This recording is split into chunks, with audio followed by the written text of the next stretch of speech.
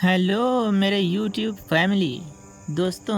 आज हम आपको एक ऐसी डरावनी शापित हवेली की कहानी सुनाने जा रहे हैं जिसे सुनकर आपकी रूह कांप उठेगी और आपके भी रोंगटे खड़े हो जाएंगे। लेकिन दोस्तों, इस कहानी को शुरू करने से पहले अगर आप हमारे चैनल पे नए हैं तो इस वीडियो को एक लाइक और चैनल को सब्सक्राइब करके हमसे जुड़ जाइए ताकि आने वाली हर इंटरेस्टिंग वीडियो आपको मिलती रहे। तो चलिए दोस्तों, इस डरावनी कहानी को आपको सुनाते हैं विस्तार से। दोस्तों, घना जंगल, काली रात और रहस्यमयी हवाएं, ऐसे माहौल में किसी भी इंसान का दिल धड़क उठता है। इसी माहौल में विशाल, रोहन, अर्जुन और सिमी अपने कॉलेज के प्रोजेक्ट के लिए एक अनोखी जगह ढूंढते हुए उस गांव की ओर जा रहे थे जहां एक पुरानी भूतही हवेली थी। यह हवेली पूरे इलाके में शापित हवेली के नाम से पुकारी जाती थी।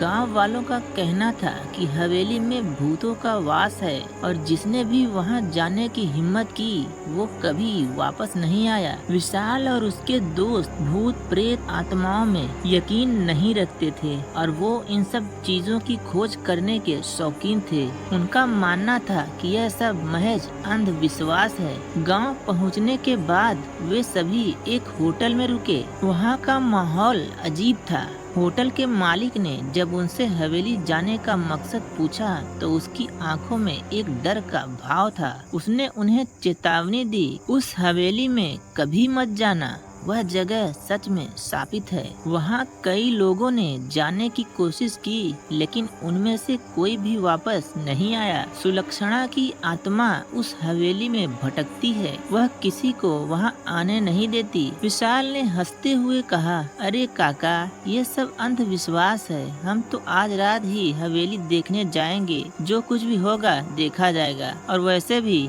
भूत प्रेत कुछ भी नहीं होते। रात होते ही चारों दोस्त हवेली की तरफ चल पड़े। रास्ते में घना जंगल था और हर तरफ सन्नाटा ही सन्नाटा पसरा हुआ था। केवल उनके पैरों की आवाज और झिंगुरों की आवाज सुनाई दे रही थी। हवाएं तेज हो गई थी और चंद्रमा बादलों में छिप गया था। जैसे ही वे हवेली के पास पहुँचे, वहाँ एक अजीब सी ठंड महसूस होने लगी। यह ठंड मानो हवेली के आसपास के माहौल को और भी भयानक बना रही थी। हवेली के पास पहुंचते ही विशाल ने अपनी मोबाइल की टॉर्च जलाई। हवेली का मुख्य दरवाजा टूटा हुआ था और चारों ओर जंग लगी लोहे की झाड़ियां थी। दीवारों पर पुराने डरावने चित्र बने हुए थे।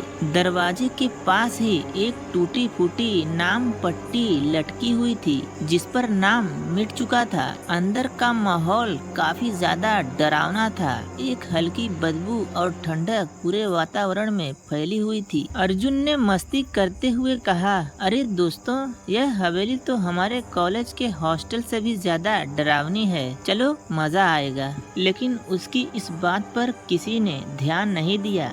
विशाल, रोहन, अर्जुन और सिमी धीरे धीरे आगे बढ़ने लगे। सीढ़ियों पर धूल की मोटी परत जमी हुई थी और दीवारों पर जगह जगह खून के धब्बे थे। जैसे ही वे आगे बढ़े, उन्हें ऐसा महसूस हुआ कि कोई अदृश्य शक्ति उनका पीछा कर रही है। तभी अर्जुन का पैर फिसला और वह जोर से चीखते हुए नीचे गिर पड़ा। सब उसे उठाने के लिए दौड़े पर उसने हड़बड़ाते हुए बताया कि किसी ने उसके पैर को खींचा। अर्जुन के चेहरे पर डर साफ झलक रहा था। हालांकि सबने उसे हौसला दिया, परंतु उन सब के मन में भी अब एक अजीब सा डर बैठ गया था। जैसे ही वे पहली मंजिल पर पहुँचे, उन्होंने देखा कि वहाँ एक बड़ा सा हॉल था। वहाँ एक पुरानी मेज पड़ी हुई थी जिस पर धूल की मोटी परत थी और कुछ मोमबत्तियां रखी हुई थी। विशाल ने मोमबत्ती जलाई, तभी अचानक से दरवाजे अपने आप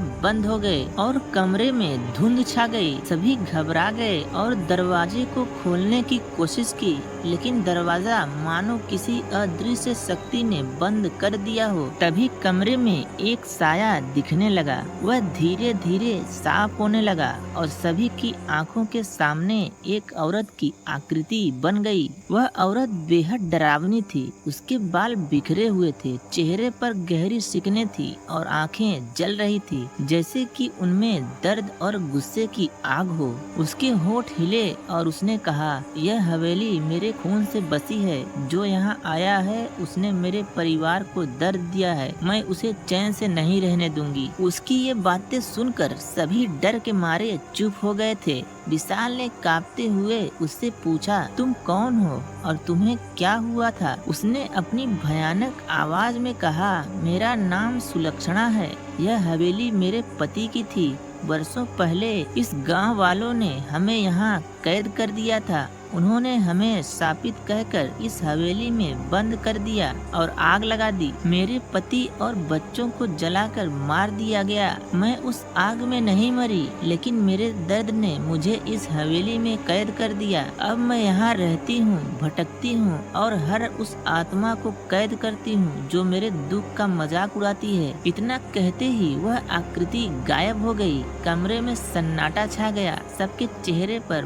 भय था। रोहन ने घबराते हुए कहा, हमें यहाँ से निकल जाना चाहिए। यह जगह सच में शापित है। चारों ने तेजी से नीचे उतरने की कोशिश की, परंतु जैसे ही वे सीढ़ियों से नीचे उतरने लगे, सभी ने देखा कि हवेली का मुख्य दरवाजा भी बंद हो चुका था। उन्हें लगा जैसे हवेली ने उन्हें अपनी गिरफ्त में ले लिया हो। सिमी रोने लगी और अर्जुन ने उसे शांत कराया, लेकिन उनके अपने चेहरे पर भी डर की लकीरें थी। अचानक उनके सामने एक और दरवाजा खुला और अंदर से धुएं का बादल निकलने लगा। जैसे ही वे अंदर गए, उन्होंने देखा कि वहाँ एक छोटा सा मंदिर था जहाँ एक पुरानी किताब रखी हुई थी। उस किताब पर धूल जम चुकी थी। विशाल ने उस किताब को उठाया और पढ़ना शुरू किया। किताब में हवेली के सारे रहस्य लिखे हुए थे। उसमें बताया गया था कि कैसे यह हवेली अभिशापित हुई थी और यह पूर्णिमा की रात आत्माओं का वास होता है। हवेली की आत्माएं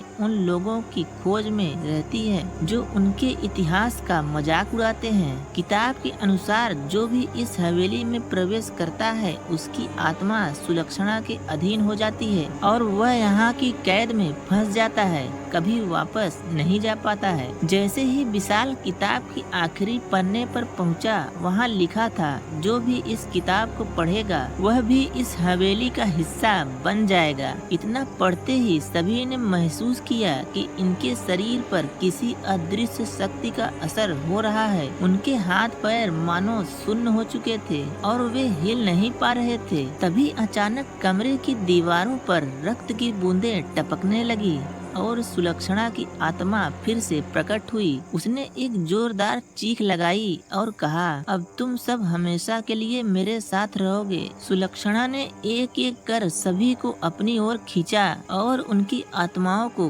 कैद कर लिया। अगले दिन गांव वालों ने देखा कि हवेली की खिड़कियों से खून टपक रहा था। उन लोगों को इस बात का यकीन हो गया कि हवेली में जो भी जाता है वह कभी वापस नहीं आता और इस तरह विशाल और उसके दोस्त भी हवेली की आत्माओं में समा गए, जहां से बाहर निकलने का कोई रास्ता नहीं था। आज भी पूर्णिमा की रात जब हवेली के पास से कोई गुजरता है तो उसे 4 लोगों की चीखें सुनाई देती हैं। कहते हैं कि वे चारों दोस्त अब हवेली में हमेशा के लिए कैद हैं, उस सांप का हिस्सा बन गए हैं जिसे सुलक्षणा ने उस जगह पर छोड़ा था। अगले दिन जब गांव के कुछ लोग वहां पहुंचे तो उन्होंने देखा कि हवेली की खिड़कियों से खून टपक रहा था। गांव वालों को इस बात का यकीन हो गया कि हवेली अब भी स्थापित है और जिसने भी अंदर जाने की कोशिश की उसे सुलक्षणा ने अपना शिकार बना लिया। तो मेरे प्यारे YouTube फैमिली, अगर आप हमारे चैनल पे नए हैं तो इस वीडियो को लाइक और चैनल को सब्सक्राइब जरूर करें। मिलते हैं अगले और भी मजेदार वीडियो में, तब तक के लिए